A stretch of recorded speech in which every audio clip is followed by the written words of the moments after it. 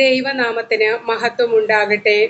സ്വർഗീയ പിതാവേ, അങ്ങേക്കു നന്ദി, സ്തുതി, സ്തോത്രം.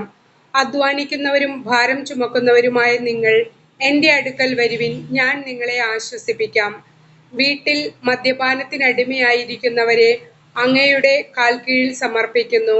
അവരെ കുറിച്ച് ഓർത്തുള്ള മനോഭാവങ്ങളെ, മനോവേദനകളെ സമർപ്പിക്കുന്നു.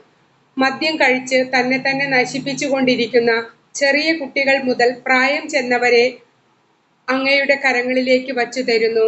അങ്ങയുടെ പരിശുദ്ധ രക്തത്താൽ അവരുടെ ഉച്ചി മുതൽ ഉള്ളംകാൽ വരെ കഴുകി വിശുദ്ധീകരിക്കണമേ.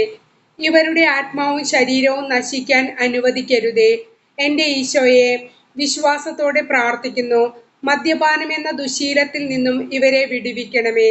അങ്ങയുടെ സ്നേഹത്താൽ ഇവരെ നിറയ്ക്കണമേ.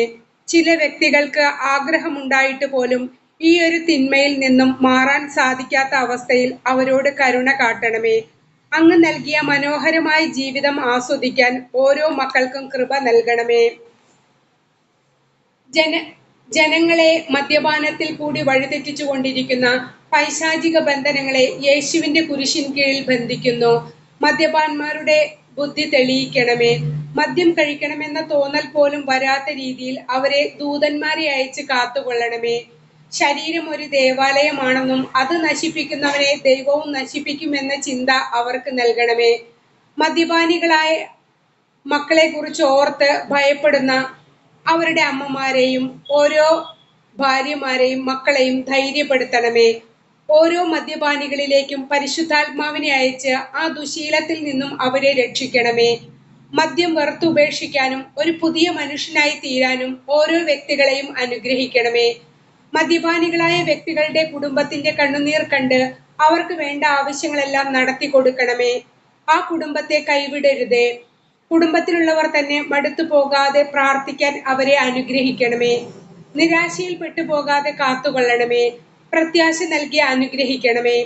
ഒരു തെറ്റും ചെയ്യാതെ കുടുംബാംഗങ്ങൾ മദ്യപാനികൾ മൂലം തല താഴ്ത്തി നിൽക്കേണ്ട സാഹചര്യങ്ങളിൽ യേശു അവരുടെ കരങ്ങൾ പിടിച്ച് മുന്നോട്ട് നയിക്കണമേ.